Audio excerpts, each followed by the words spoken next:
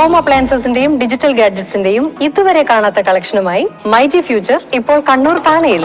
കണ്ണൂരിന്റെ കണ്ണു തള്ളും.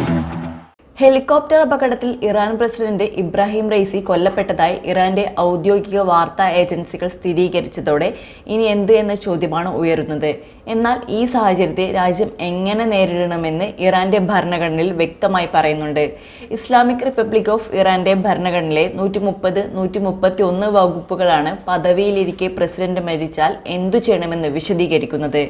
പരമോന്നത നേതാവിന്റെ അനുമതിയോടെ പ്രഥമ വൈസ് പ്രസിഡന്റിന്റെ ചുമതല കൈമാറുകയാണ് ആദ്യ നടപടിക്രമം.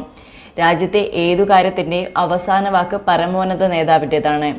ഇതിനുശേഷം പരമാവധി 50 ദിവസത്തിനുള്ളിൽ പ്രഥമ വൈസ് പ്രസിഡന്റ്, പാർലമെന്റ് സ്പീക്കർ, നീതിന്യായ വിഭാഗം മേധാവി എന്നിവരടങ്ങുന്ന സമിതി തെരഞ്ഞെടുപ്പിലൂടെ പുതിയ പ്രസിഡന്റിനെ കണ്ടെത്തും. പുതിയ പ്രസിഡന്റ് ചുമതലയേൽക്കുന്നതുവരെ പ്രഥമ വൈസ് പ്രസിഡന്റാണ് രാജ്യത്തെ നയിക്കുക. ഭരണഘടന പ്രകാരം ഇബ്രാഹിം റൈസിയുടെ മരണത്തെ തുടർന്ന് താൽക്കാലിക പ്രസിഡന്റാകുക നിലവിലെ പ്രഥമ വൈസ് പ്രസിഡന്റായ മുഹമ്മദ് മൊഖ്ബർ ആണ്. ഇദ്ദേഹത്തിന് പ്രസിഡന്റിന്റെ ചുമതല കൈമാറാനുള്ള നടപടിക്രമങ്ങൾ ഉടൻ ആരംഭിക്കുമെന്നാണ് റിപ്പോർട്ട്. മൊഖ്ബർ ഉൾപ്പെടുന്ന 3-അംഗ സമിതിയാണ് 50 ദിവസത്തിനുള്ളിൽ തെരഞ്ഞെടുപ്പ് നടത്തി പുതിയ പ്രസിഡന്റിനെ കണ്ടെത്തുക. 2021 ഓഗസ്റ്റ് 5 തന്റെ 60-ാം വയസ്സിലാണ് റൈസി ഇറാൻ പ്രസിഡന്റ് സ്ഥാനം ഏറ്റെടുക്കുന്നത്.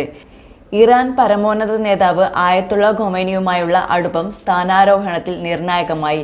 തീവ്ര യാഥാസ്ഥിതിക രാഷ്ട്രീയ വീക്ഷണങ്ങളുള്ള ഇബ്രാഹിം റൈസി രാജ്യത്തെ ജുഡീഷ്യറിയുടെ തലവനായും പ്രവർത്തിച്ചിട്ടുണ്ട്. നേരത്തെ 2017 അദ്ദേഹം പ്രസിഡന്റ് സ്ഥാനത്തേക്ക് മത്സരിച്ചെങ്കിലും ഹസൻ റുഹാനിക്കെതിരെ മത്സരിച്ച് പരാജയപ്പെട്ടു. 2021 ഒരിക്കൽ കൂടെ റൈസി തെരഞ്ഞെടുപ്പ് ഗോതയിലിറങ്ങി. ഇറാന്റെ ചരിത്രത്തിൽ തന്നെ ഏറ്റവും കുറഞ്ഞ പോളിംഗ് രേഖപ്പെടുത്തിയ തെരഞ്ഞെടുപ്പായിരുന്നു അത്. 2.89 കോടി പേർ മാത്രമായിരുന്നു അന്ന് വോട്ട് ചെയ്തത്. ഇതിൽ 62% വോട്ടും നേടിയായിരുന്നു റൈസിയുടെ വിജയം. രാജ്യത്തിന്റെ സുരക്ഷാ സംവിധാനങ്ങൾ റൈസി എന്നും മുഖ്യ പരിഗണന നൽകിയിരുന്നു. News desk, Kannur mirror.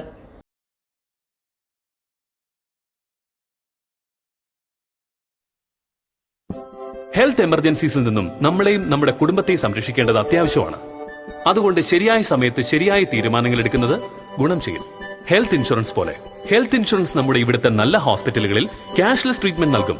ഒപ്പം പിന്നെ പോസ്റ്റ് ഹോസ്പിറ്റലൈസേഷൻ ചെലവും ലഭിക്കും. അതുകൊണ്ട് നിങ്ങൾക്ക് വേണ്ടിയും നിങ്ങളുടെ കുടുംബത്തിന് വേണ്ടിയും ഹെൽത്ത് ഇൻഷുറൻസ് എടുക്കൂ. ഹെൽത്ത് ഇൻഷുറൻസ്, ഗുണമുള്ള കാര്യം.